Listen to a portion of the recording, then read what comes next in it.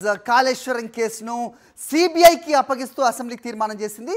గతంలో కాళేశ్వరం కేసు సిబిఐకి ఇవ్వాలని డిమాండ్ బీజేపీ చేసిన నేపథ్యంలో రాష్ట్ర ప్రభుత్వం ఈ కేసును బదలాయించింది. కేంద్ర ప్రభుత్వం ఏం చేస్తుంది అన్న అంశంపై ఇప్పుడు సస్పెన్స్ నెలకొంది. ఇవాళ రాష్ట్ర ప్రభుత్వం సిబిఐకి లేఖ రాయనుంది.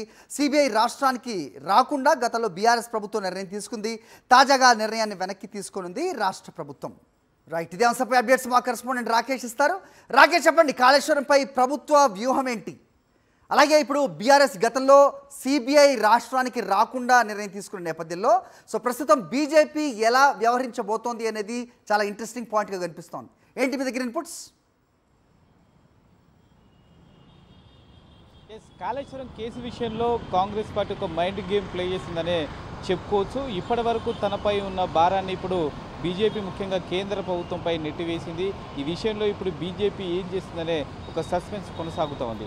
నిన్న సంబంధించి అసెంబ్లీ సమావేశాల సందర్భంగా కాళేశ్వరం పైన సుదీర్ఘంగా దాదాపు 13 గంటల పాటు చర్చ జరిగింది. నిన్న అర్ధరాత్రి 2 గంటల వరకు కూడా సమావేశం కొనసాగింది. కాళేశ్వరం కమిషన్ యొక్క రిపోర్ట్ పైన సుదీర్ఘంగా చర్చ జరిగిన తర్వాత ఇందులో సంబంధించి కేంద్ర రాష్ట్ర ప్రభుత్వాల సంస్థలతో పాటు కేంద్రానికి సంబంధించిన కొన్ని ఏజెన్సీలు కూడా ఇన్వాల్వ్ అయి ఉన్నాయి. కాబట్టి రాష్ట్ర పరిధిలోని ఏజెన్సీ ఏదైనా దర్యాప్తు చేస్తే కేంద్రం నుంచి పూర్తి సహకారం అందే అవకాశం లేదు. దీంట్లో ఏం జరిగిందనేది పూర్తి వివరాలు బయటపడేయడానికి అవకాశం తక్కువ ఉంది. కాబట్టి ఈ కేసును సిబిఐకి అప్పగిస్తున్నానంటూ కూడా సీఎం రేవంత్ రెడ్డి దీన్ని తీర్మానం చేశారు. తీర్మానానికి రాజకీయ పార్టీలను కూడా మద్దతు ఇచ్చిన నేపథ్యంలో ఇప్పుడు ఈ కేసు సిబిఐకి బదిలీ కాబోతా ఉంది.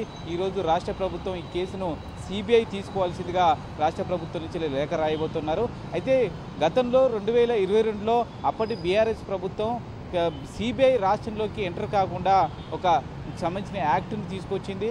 అప్పుడు రాజకీయ పరిణామాలు, ముఖ్యంగా రాజకీయ ఉద్దేశంతో కేంద్ర ప్రభుత్వం సిబిఐని వాడుకుంటూ రాష్ట్రాలలో ఉన్న సంబంధించిన ప్రాంతీయ పార్టీలను ఇబ్బంది పెట్టే ప్రయత్నం చేస్తున్నట్టు కూడా అనేక ఆరోపణలు చేస్తూ ఈ యాక్ట్ని తీసుకొచ్చారు. ప్రస్తుతం ఇప్పుడు ఈ యాక్టు సంబంధించి నేరుగా సిబిఐ రావడానికి కొంత ఇబ్బంది ఉన్న నేపథ్యంలో ఈ యాక్టును తెలంగాణ రాష్ట్ర ప్రభుత్వం తొలగించి నేరుగా ఈ యాక్ట్ ద్వారా తీసుకొచ్చి ఈ అంశాన్ని పరిగణలోకి తీసుకునే అవకాశం కనిపిస్తూ ఉంది. ఎట్ ది సేమ్ టైం ఈ యాక్ట్ని తొలగించిన తర్వాత నేరుగా కేంద్ర ప్రభుత్వం ఈ యొక్క సంబంధించి సిబిఐ ఈ కేసును విచారించే విధంగా కూడా రాష్ట్ర ప్రభుత్వం నుంచి అధికారికంగా లేఖ రాయబోతోంది.